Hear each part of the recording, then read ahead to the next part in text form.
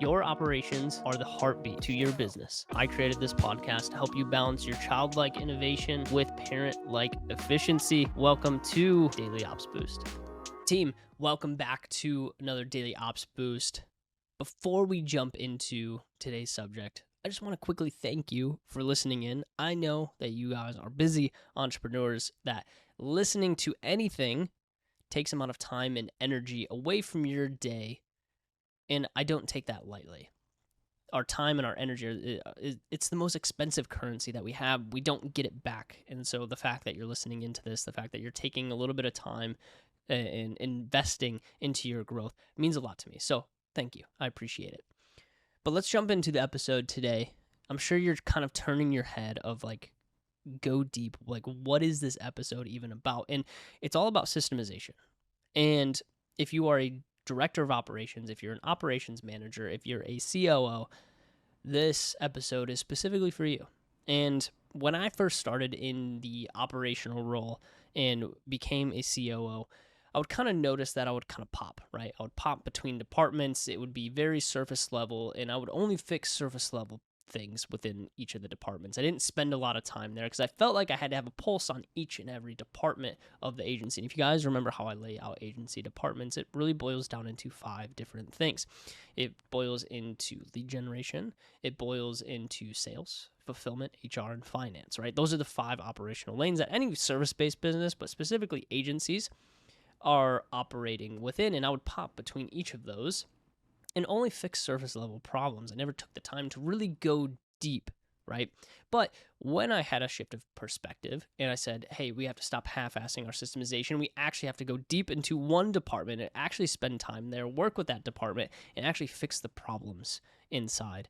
That's when we started to really make changes, really make turns, and departments really started to become self-efficient. And that's the whole goal behind building and growing a strong operations. It becomes self-efficient, and the people inside of it can run it, and your managers can do a really good job, and the laborers can do a really good job within it.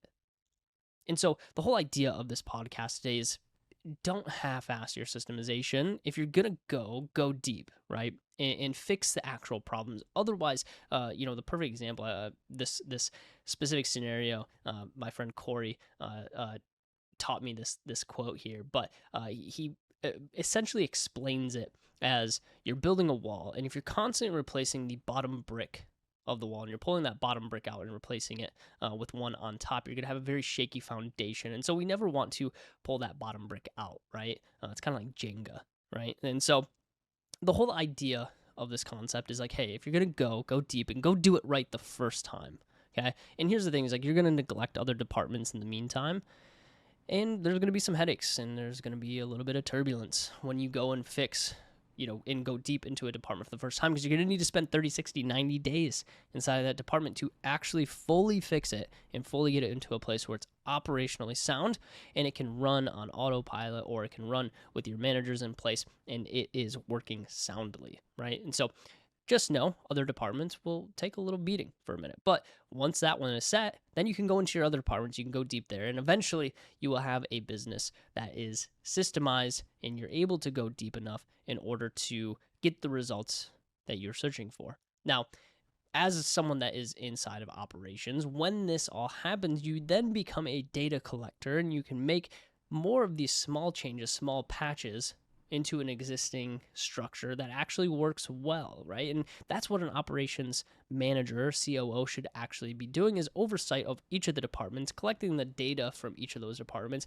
and being able to make changes and high-level decisions based off of the data that you collect, right? But if we don't go deep on the first time, if we don't fix the problems inside of those departments, then we're never going to be able to move into this position of we're going to collect data and make high-level decisions. We'll constantly run the rat race of fixing and trying to patch the bottom brick of the wall that we're trying to build, right? And so with that being said, it's all about building the strong foundation first so you can get to that position of, hey, we're collecting data and we're making the right decisions for the business. I hope that's helpful for you guys today. That's all I got for you. We'll see you in the next one. Peace. Yo, thank you so much for listening in to Daily Ops Boost. We really appreciate your attention. If you're enjoying the shorter form content, you're gonna absolutely love the long form content that we post over on YouTube. We do a live stream every single week, 7 p.m. Central Time. Go check it out. It's on YouTube. It's called Agency Therapy. We'll see you over there.